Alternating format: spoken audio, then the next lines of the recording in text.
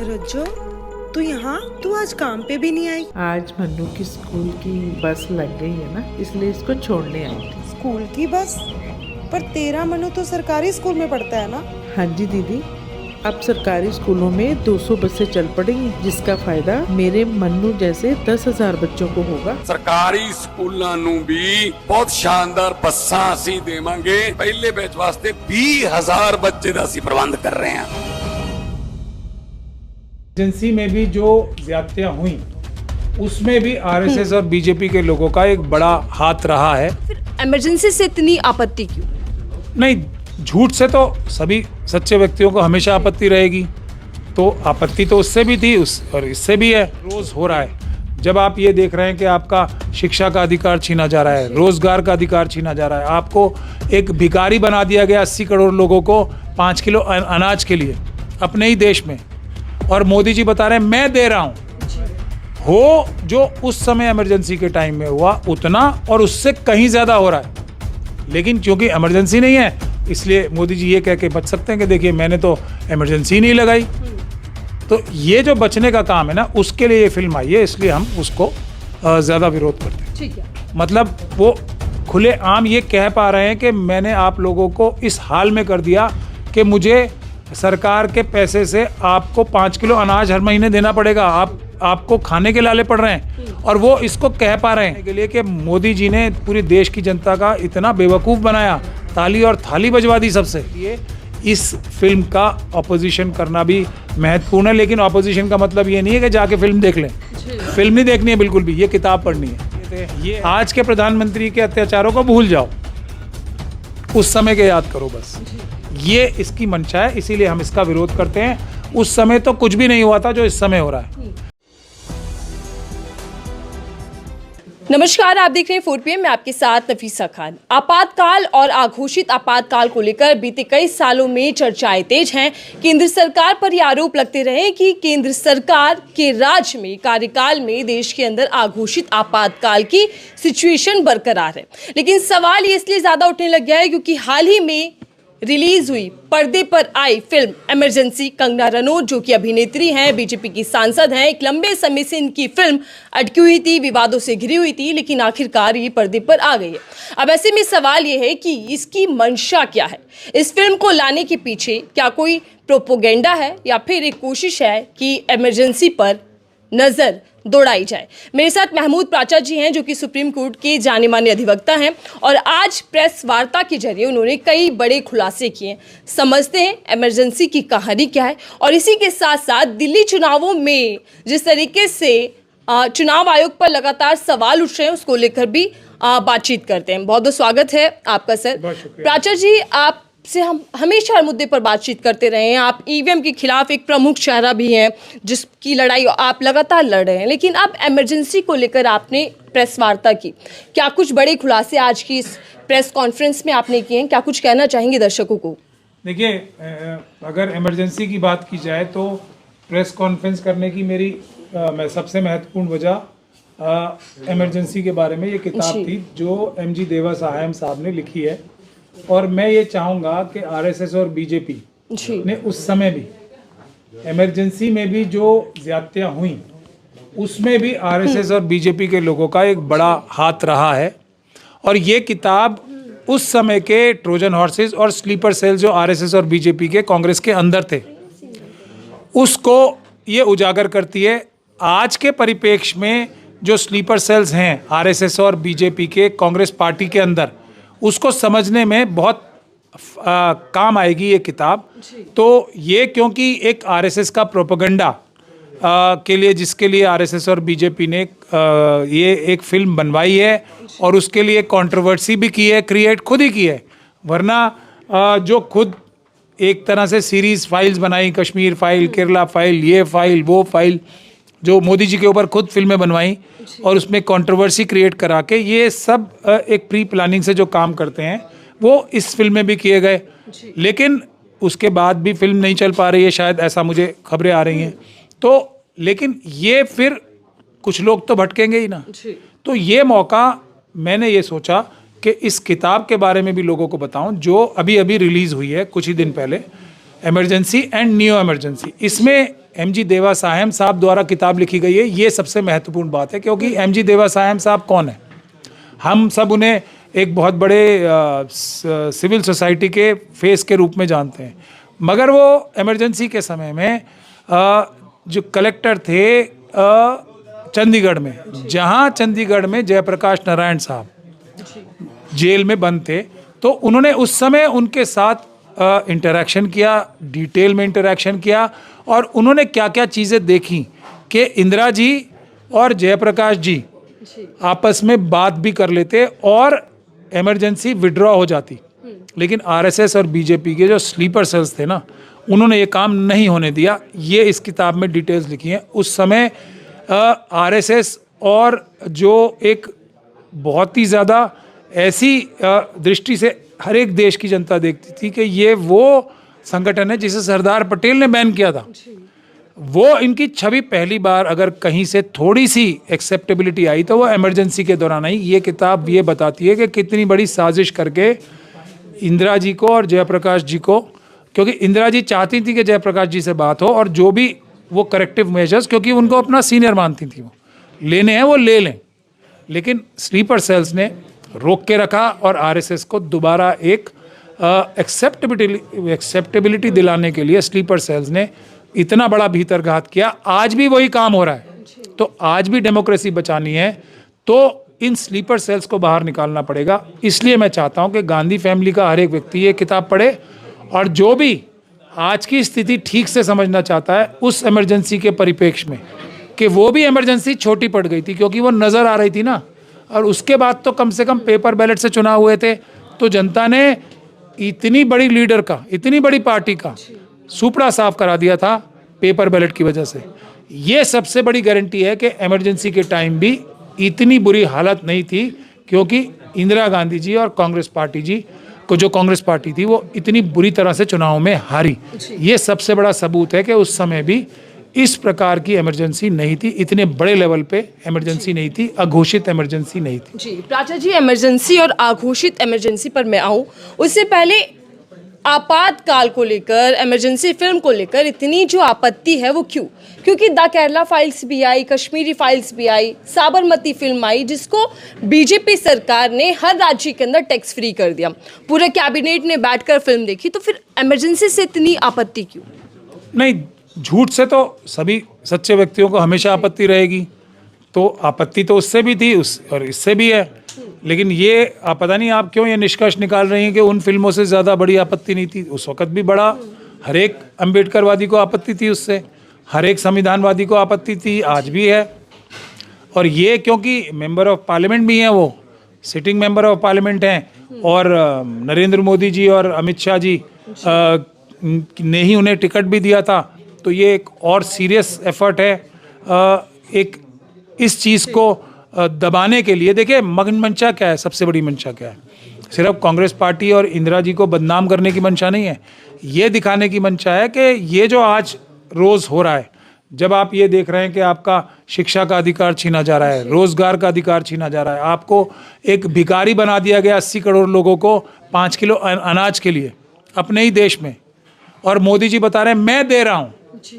मतलब वो खुले आम ये कह पा रहे हैं कि मैंने आप लोगों को इस हाल में कर दिया कि मुझे सरकार के पैसे से आपको 5 किलो अनाज हर महीने देना पड़ेगा, आपको खाने के लाले पड़ रहे हैं, और वो इसको कह पा रहे हैं। तो वो इस स्थिति को, जब देश में हाहाकार मचा हुआ है, जब कोरोना काल में सैकड़ों नहीं हज़ारों लोग की लाशें तैरती हुई नजर आई, और उसको ये छुपाने के लिए कि मोदी जी ने पूरे देश की जनता का इतना बेवकूफ़ बनाया, ताली और थाली बजवा दी सबसे, ये सब चीज़ें छुपाने के लिए एक दूसरा नैरेटिव खड़ा करना है कि देखिए वो काम था बड़ा, मैं जो चोरी डकैती और जो ये अत्याचार हो रहा है इस समय, वो उससे छोटा था, इस पर्पस से ये किया गया। तो ये आज के मुद्दे से, ख़ास तौर पे चुनाव में चोरी की जो ईवीएम की मशीन है, उससे ध्यान भटकाने के लिए जो ये काम हो रहा है, तो इसलिए ये किताब महत्वपूर्ण है, और इसीलिए इस फिल्म का ऑपोजिशन करना भी महत्वपूर्ण है। लेकिन ऑपोजिशन का मतलब ये नहीं है कि जाके फिल्म देख लें, फिल्म नहीं देखनी है बिल्कुल भी, ये किताब पढ़नी है।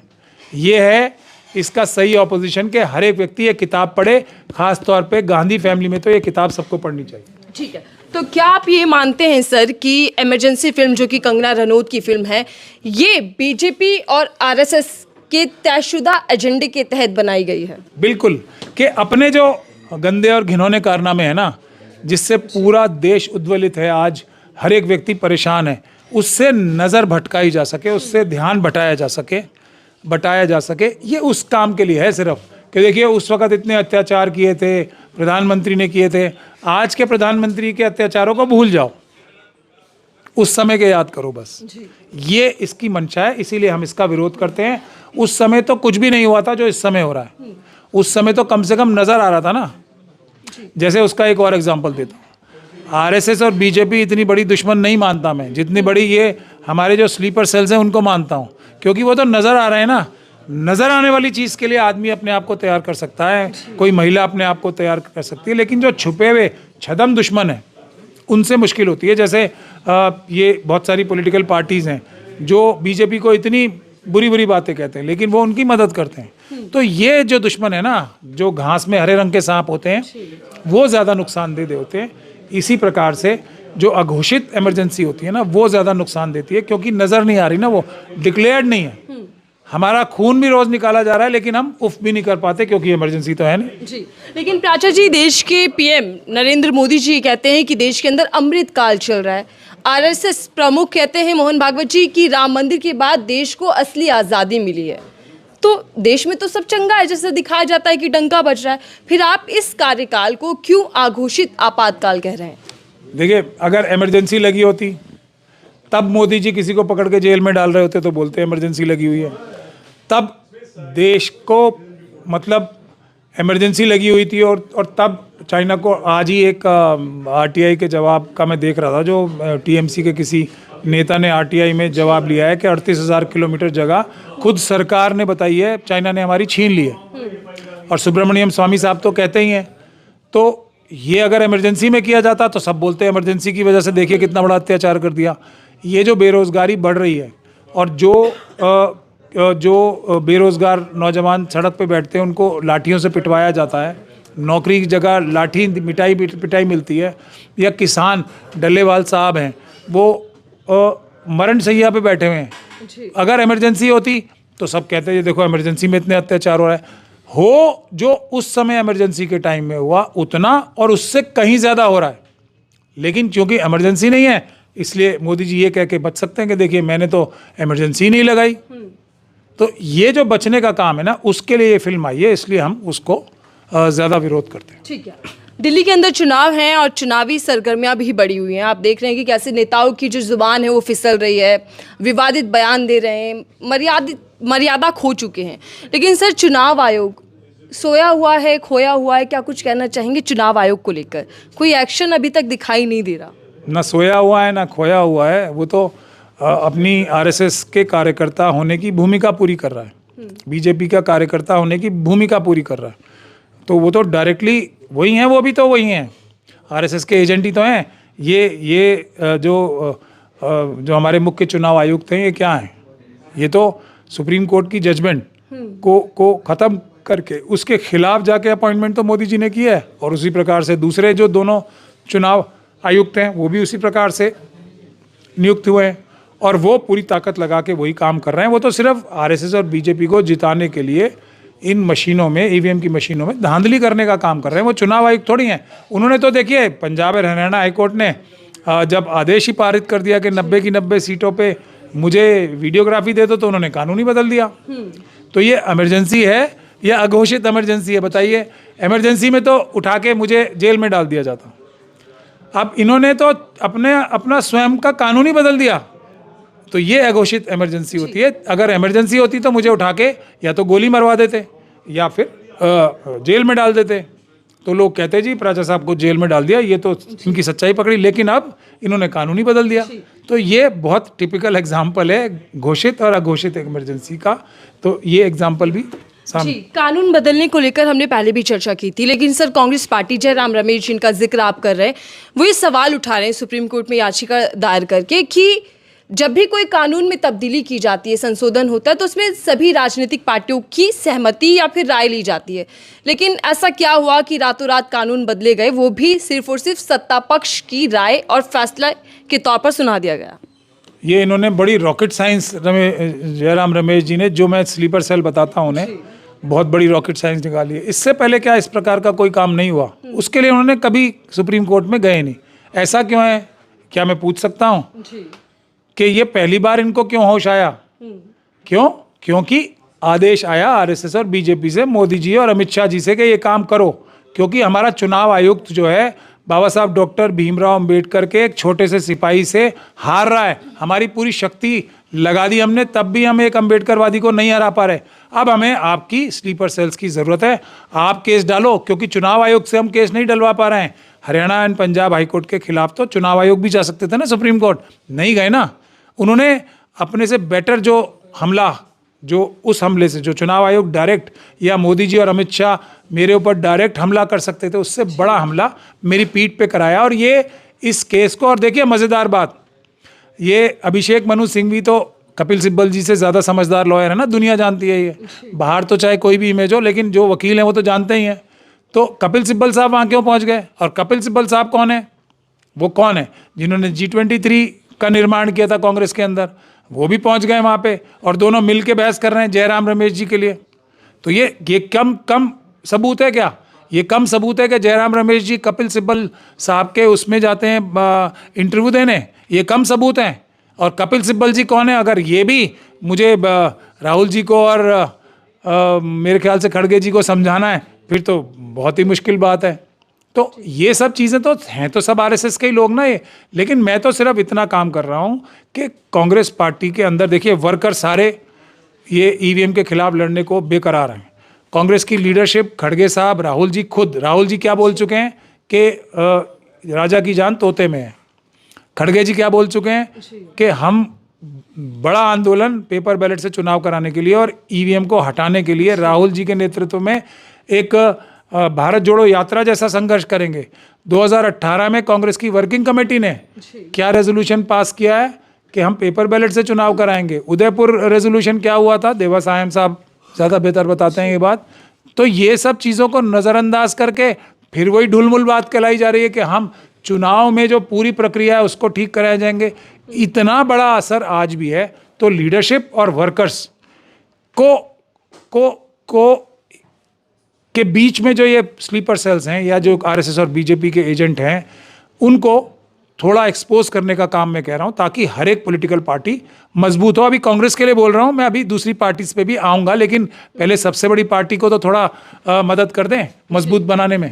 लड़ाई पर भी मैं आऊंगी, लेकिन उससे पहले परवेश वर्मा, जो कि दिल्ली चुनाव में पैसा बांटते दिख रहे हैं, चीज़ें बांटते दिख रहे हैं, लेकिन चुनाव आयोग कह रहा है कि सबूत लाइए। जो पूर्व सीएम हैं केजरीवाल, वो भी तंज कसते हैं कि चुनाव आयोग किसी तरीके का एक्शन नहीं ले रहा। तो क्या चुनाव आयोग वाकई, जैसा आप कह रहे हैं कि वो संघ और बीजेपी के कार्यकर्ता के रूप में काम कर रहे हैं, तो वो पूरा प्रमाण दे रहे हैं कि मैं कार्यकर्ता हूँ? बिल्कुल, सबूत तो मैं ला रहा हूँ ना। मेरे लिए तो मोदी जी से बोल के या मोदी जी के कहने पे कानून ही बदले जा रहे हैं। सबूत तो मैं लाया ही था ना।